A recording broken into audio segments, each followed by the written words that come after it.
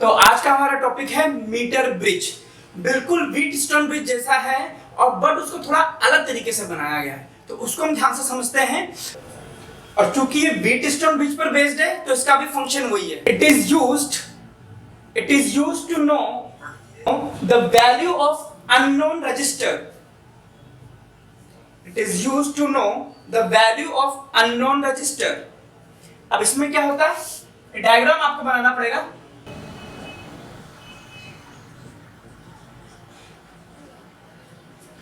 देखिए metre bridge में क्या था, व्हीटस्टोन ब्रिज में क्या था कि हमारे पास इस तरह का सेटअप था।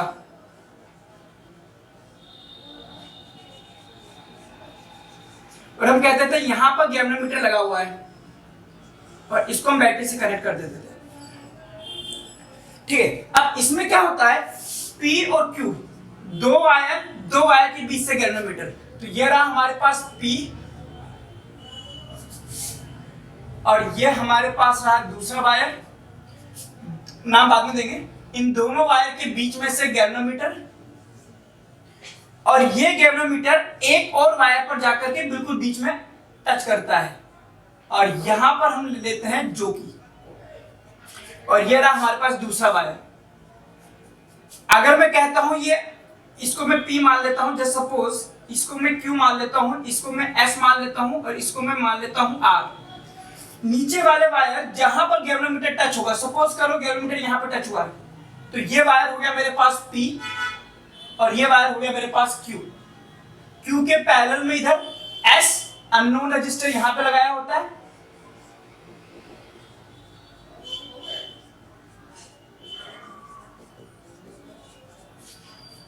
और इसको हम बोलते हैं राइट गैप,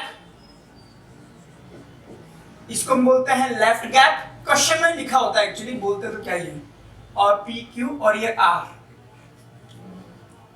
ओके, और यहां पर इस वायर के लिए रेजिस्टेंस जो दिया जाता है वो दिया जाता है ρl अपॉन A। तो कहां, तो इस वायर का रेजिस्टेंस दिया जाता है R equals to ρl upon A से। रो सबका सेम होता है, एरिया भी आपको सेम रखना होता है। इसीलिए स्कूल में जब आप इसको परफॉर्म करते हैं तो जो बच्चा इस की को ऐसे करके ऐसे रगड़ता है तो उसको बोलते हैं ऐसे मत करो, ऐसे उठा करके इस वायर पे रखनी है ये की, इस तरह से, क्योंकि रगड़ते हो तो उसका एरिया कम हो सकता है, तो एक्सपेरिमेंट गलत हो जाएगा। तो basically resistance is proportional to length, और यहां पर ये 1 मीटर स्केल लगा होता है 100 सेंटीमीटर। बनाइए इसको डायग्राम को और फिर इसको यूज बताएंगे। लिखिए इसको, if deflection in galvanometer is 0, मतलब अगर इसमें डिफ्लेक्शन 0 आता है, if deflection in galvanometer is 0,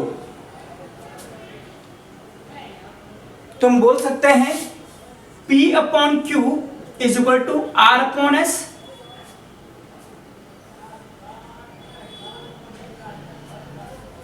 अब P अपॉन Q, P कितना है, अगर मैं कहता हूं ये डिस्टेंस मेरे पास L सेंटीमीटर है, पूरा 100 सेंटीमीटर है, तो ये डिस्टेंस हो गई मेरे पास 100 माइनस L सेंटीमीटर। और मुझे पता है resistance is proportional to L, तो P will be proportional to L और Q will be proportional to 100 minus L। तो P upon Q निकल जाएगा L upon 100 minus L। ठीक है, तो ये हो जाएगा मेरे पास R upon S is equals to L upon 100 minus L। ये रहा। तो बेसिकली इसमें कॉन्सेप्ट जो, या तो आप इसको याद करिए ये वाली लाइन को कि R upon S is equal to L upon 100 minus L। जो मैं ध्यान रखता हूं वो कुछ और है, मैं याद रखता हूं P अपॉन Q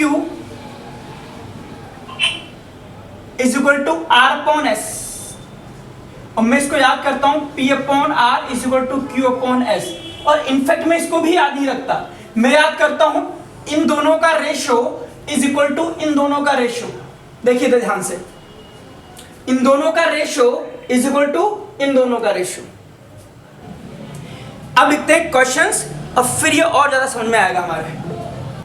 लिखिए क्वेश्चन, लिखिए, इन अ मीटर ब्रिज एक्सपेरिमेंट